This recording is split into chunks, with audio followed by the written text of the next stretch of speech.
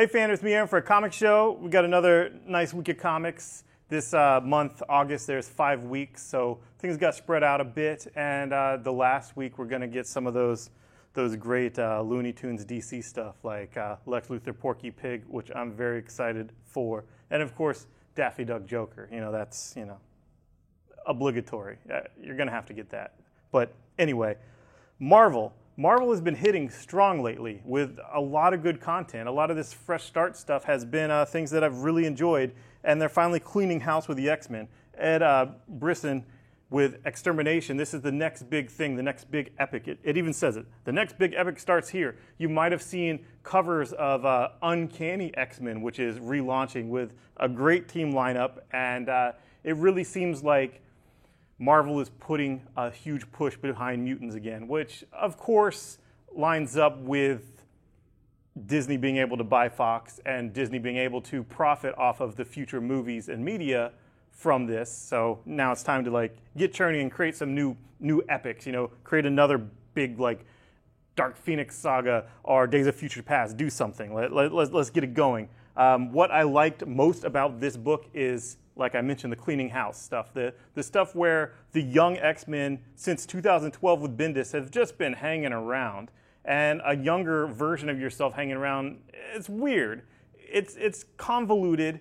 And though some of the stories have been great, it's time. You, as my mom would say, don't overstay your welcome. Don't wear it out. And we have some explanations in this book of what's going on. And some things like, okay, so they couldn't go back in time when Beast tried to do it, but what about other time travel-y mutants? There's a lot of time travel-y mutants. I mean, if you just, off the top of my head, there's that guy Cable, come on. So this book is a must-read for people that are into X-Men, and not a must-read, but a rewarding read. Astonishing X-Men #1 annual has Rosenberg, who's written a lot of cool stuff. He's doing Astonishing. He did Phoenix Resurrection. And this is Professor X back, which happened in Soule's Astonishing X-Men, meeting up with his original team for the first time since he's been back to life. And the first time since Jean Grey's been back to life, the adult Jean Grey.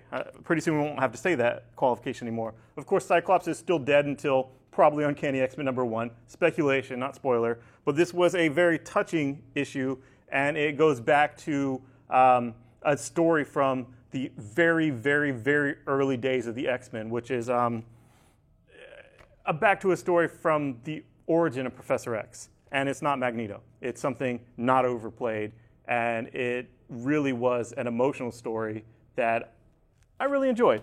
Moving on, Infinity Wars. A lot of crazy hype for this, and it lived up to the hype with a major death with Prime, essentially the 0 issue. Then issue 1 had a lot of crazy action. Issue 2, you see how the character is obscured here. They had a hidden secret variant where you can see the character who she is without the mask. And this kind of went crazy on eBay. But, go to your store. If you see the one without the mask, grab that one. Who knows? Maybe you'd sell it one day, maybe not. But get the more rare one if you have the option. Moving on, Edge of Spider-Geddon. This book was ridiculous. It's Spider-Punk, arachnid anarchy. It's weird. It's definitely weird, and you probably know this character from Spider-Verse, and he was on the team that Superior Spider-Man put together.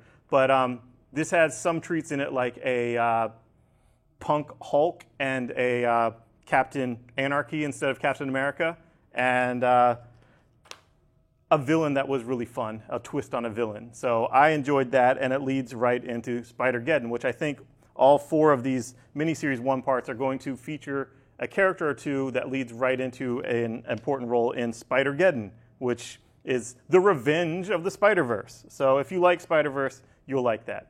And also, Old Man Hawkeye is finally out, Volume 1.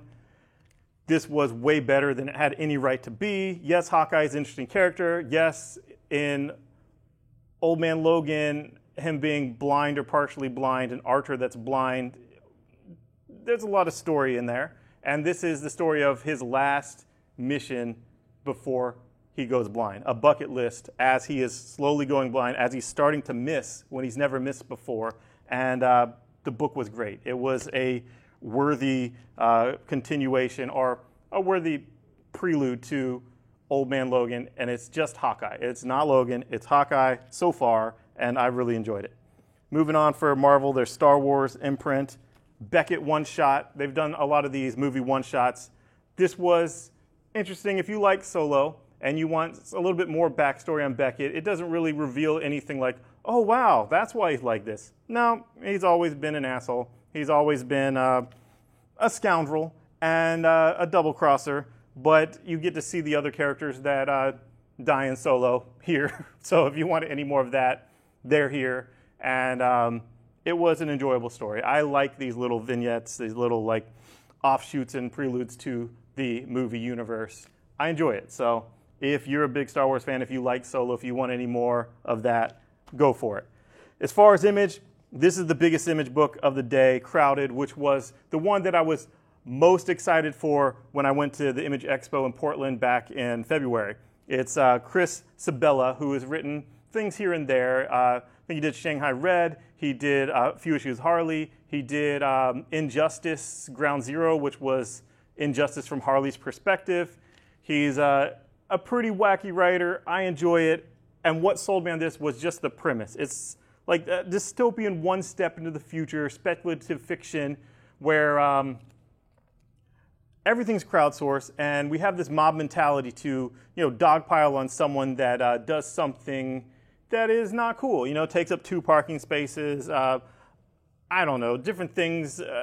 Obviously, calls the cops on people barbecuing, shit like that. You know what I'm talking about. And there's a app that crowdsources assassinations for people that break the social contract like that. And usually it started out with politicians and big corporate swindlers, bad guys, pedophiles, whatever, people that you probably want dead, and if you're that kind of person.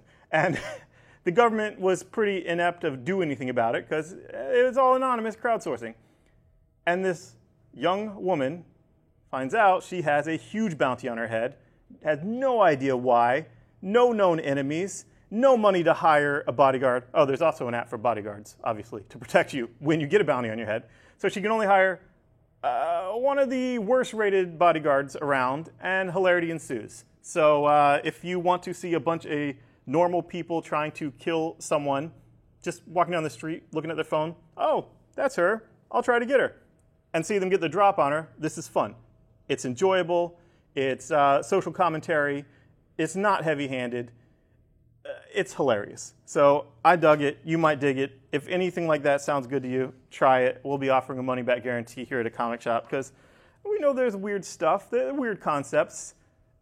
No one really ever brings anything back, though, when I give a money-back guarantee, because if I'm really that excited about it and I'm putting my money behind it, it's probably good. I don't want to. I'm not in business to lose money.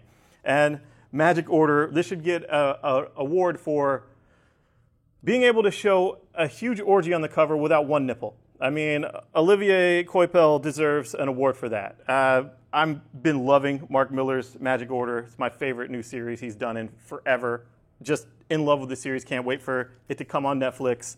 But get it now. It is sick. It is action-packed, condensed, hyper-violent.